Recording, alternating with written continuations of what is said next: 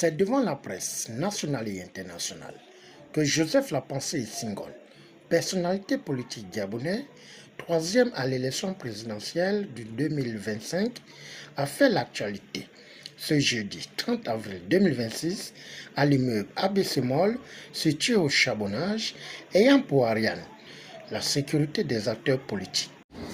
Comme vous le savez, dans un pays où la tension politique devient croissante à cause de l'incapacité du régime actuel de tenir ses promesses de campagne, la sécurité personnelle des acteurs politiques prend une tournure cruciale. Les récents événements, comme l'arrestation de M. Alain-Claude Bilibize, président du parti politique Ensemble pour le Gabon, remettre au centre du débat politique la question de l'instrumentalisation de la justice à des fins politiques. De plus en plus de responsables politiques et d'activistes d'ailleurs deviennent des cibles du pouvoir en place, ce qui rend leur protection d'autant plus préoccupante. Nous savons que le régime censé être déposé le 30 août 2023 est resté bien en place jusqu'à ce jour et compte le demeurer le plus longtemps possible. Et pour cela, une de ces méthodes les plus utilisées reste l'instrumentalisation de la justice à des fins politiques. Cette méthode consiste, entre autres, à transformer les tribunaux en arènes politiques, conduisant à une justice qui juge les intentions et les identités plutôt que les actes. Pour faire taire les opposants gênants, un régime dictatorial va saisir la justice pour des faits réels volontairement amplifiés ou pour des faits fictifs savamment construits par ses services secrets. Cela s'est vérifié à maintes reprises sous l'ancien régime, avec les arrestations abusives de bon nombre de nos compatriotes, notamment Bertrand Zbabor, Landry Amion, Brice Lacruche Alianga et Jean-Rémy Yem. Les quatre cités, 3 travaillent aujourd'hui avec le chef de l'État. Ils sont donc bien placés pour demander à ce dernier d'abolir définitivement ces méthodes qui ne grandissent pas notre pays. Oui, M. Alain-Claude Bilibize, on a réveillé, pour M. Alain-Claude Bilibize, on a réveillé une vieille affaire datant de 18 ans, consistant en une dette non payée contractée auprès de Mme Baba Ramadou. Mais quel sera le sort réservé aux autres acteurs politiques? Qui sera interpellé pour des armes trouvées dans son domicile? Qui sera interpellé pour des détournements de deniers publics effectués du temps où il était aux affaires? Qui sera arrêté pour avoir entretenu des relations sexuelles avec mineurs?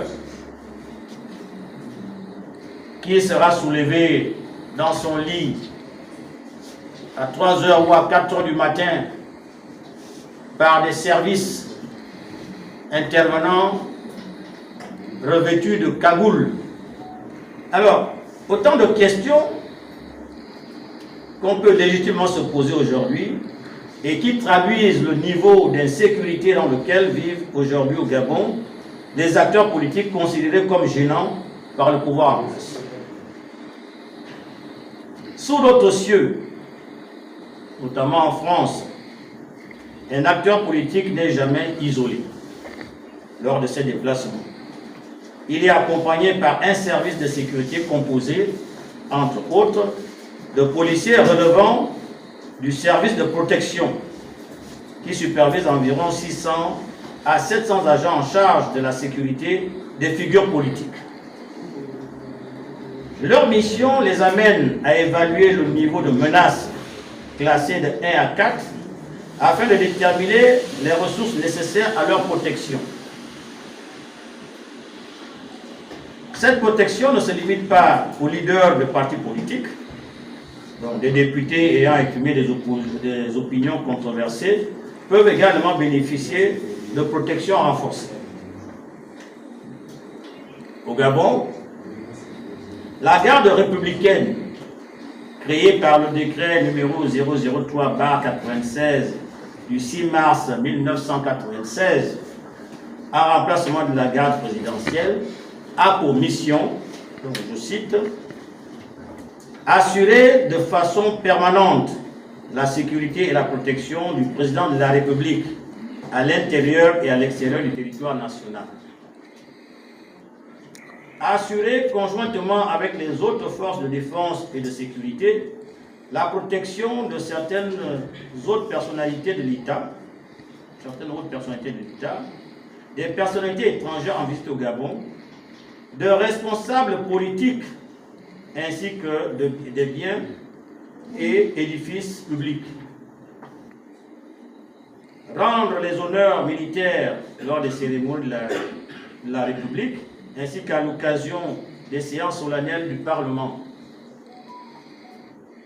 Participer aux missions d'aide et d'assistance aux populations en cas de sinistre grave ou de calamité publique. Intervenir dans le maintien de l'ordre et de la paix civile en cas de débordement des forces de première catégorie et sur réquisition réglementaire. Participer aux missions de défense de l'intégrité du territoire national.